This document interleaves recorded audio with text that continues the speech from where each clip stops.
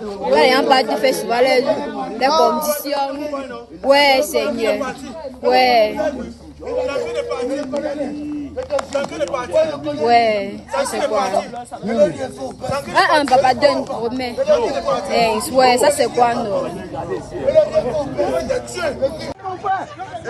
En ethnopsychiatrie, il existe une entité propre à de nombreuses ethnies de Chine et de Malaisie et que l'on nomme le Koro. Koro, ça vient d'un terme malais, kuru, qui signifie tête de tortue et se rétracter. En Chine, on surnomme le Koro Suo Yang, qui est l'alliance du mot Suo, signifiant rétrécissement, et du mot Yang, qui signifie le pénis.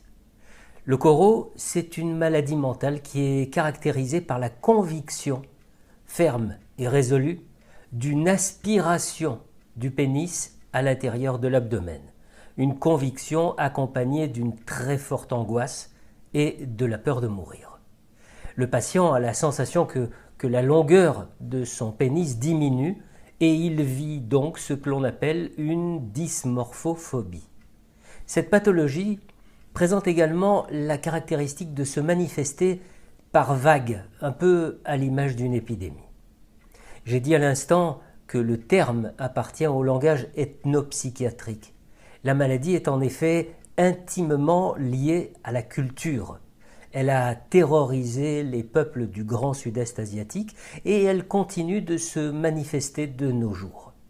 Il est donc encore des mères qui, à titre prophylactique, suspendent par infibulation un poids ou une pièce en argent au prépuce de leur enfant afin d'éviter que ne survienne ce phénomène qui s'apparente à une véritable castration.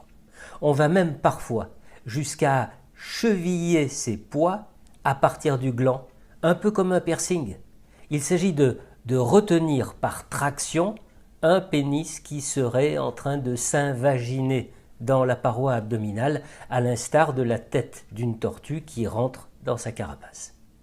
Le Koro nous apprend 3 choses. La première est un fondamental de l'hypnothérapie.